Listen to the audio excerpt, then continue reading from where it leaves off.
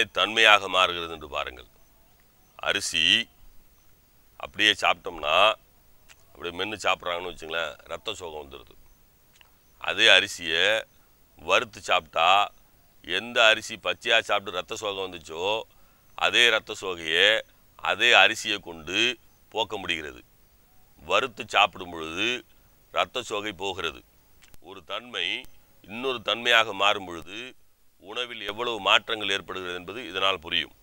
அடுத்து அப்படின்னு பார்த்தீங்கன்னா, அரிசி பொங்கலாக மாறுகிறது. அரிசி உளுந்தை சேர்த்து மாவரைத்து இட்லியாக மாறுகிறது. அரிசியே நெய்ச்சோறாக மாறுகிறது. அரிசியே ஒவ்வொரு தடவையும் ஒவ்வொரு உணவாக மாற்றப்படும் பொழுது அதில் உள்ள சத்துக்கள் வேறுபட்டு மனிதனுக்கு கிடைக்கிறது. இன்றைக்கு இட்லியை எடுத்துக்கொண்டு வந்தால் உலகத்திலேயே 740 கோடி பேருக்கும் ஒரு உணவை கொடுத்தால் வயிறு கெட்டு போகாது என்று சொன்னால் அது இட்லி தான் என்று உலக சுகாதார ஆய்வு நிறுவனம் சொல்லியிருக்கிறது. இட்லியை சாப்பிட்டால் எந்த நாட்டு மனிதனுக்கும் வயிறு கெட்டு போகாதாம்.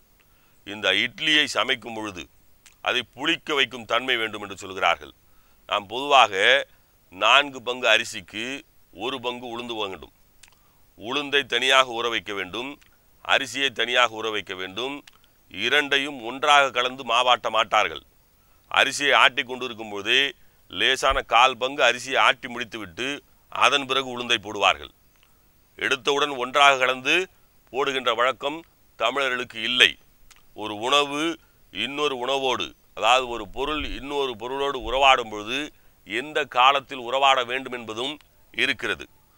அது 1/4 பங்கு அரிசி ஆட்டி முடித்தவுடன் அதன் பிறகு உளுந்தை போட்டு நன்றாக மைய அரைத்து விட்டு எடுத்து வைப்பார்கள். இதை புளிக்க வைப்பதற்காக வீட்டில் 4 மருமக இருக்கும். மாமியார் ஒரு மருமகளை கூப்பிடுவா, ஏன்டி நீ இந்த மாவை கரைச்சி வையின்னு. மனிதனுடைய கை இருக்கிறதே தோல், இந்த தோலில் விளையக்கூடிய உப்பு இருக்கிறது அல்லவா, இது புளிப்பாகவும் இருக்கும் உப்பாகவும் இருக்கும். இந்த தன்மையை பொறுத்து தான் அந்த மாவு புளிப்பதற்கு ஏற்றதான கையை வைத்து பிசைந்து வைப்பார்கள். ஆனால் இன்றைக்கு என்ன ஆகிவிட்டது என்று சொன்னால், இன்ஸ்டன்ட் ஃபுட்டு, ஃபாஸ்ட்டாக சாப்பிட்டு ஃபாஸ்ட்டாக அனுப்பிடுறான். உடனடியாக புளிக்க வைப்பதற்கு குடித்தால் ஒரு பல்லை போட்டு வைத்தால் அந்த பல்லை கரைந்து போய்விடும். இன்றைக்கு இருக்கிற குளிர்பானங்கள் அது புளிப்பதற்கு அந்த குளிர்பானத்தை ஊற்றுகிறான்.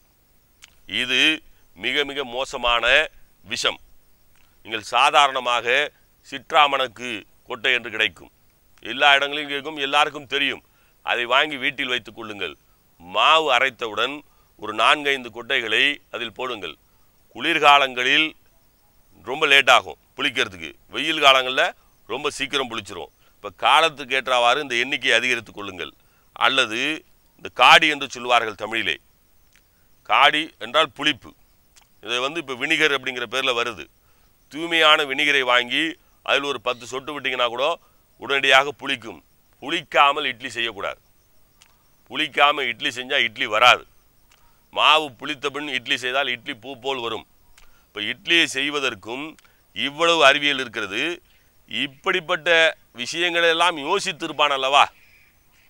இவ்வளோ அரிசிக்கு இவ்வளோ உளுந்து போடணும்னு ஒரு கலவையை எப்படி செய்ய வேண்டும் என்பதற்கு கூட இன்றைய விஞ்ஞானம் பாடம் நடத்தி கொண்டிருக்கிறது கல்லூரிகளில், பல்கலைக்கழகங்களில்.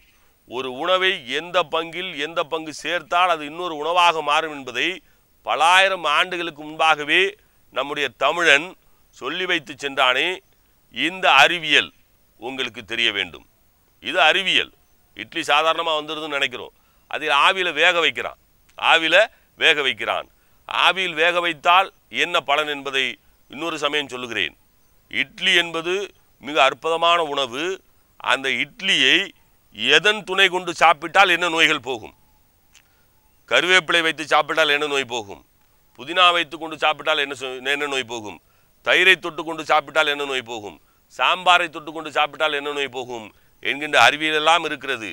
ஒரே ஒரு பொருள்தான் அரிசி. அந்த அரிசியை வைத்து இவ்வளவு விஷயங்கள் இருக்கிறது.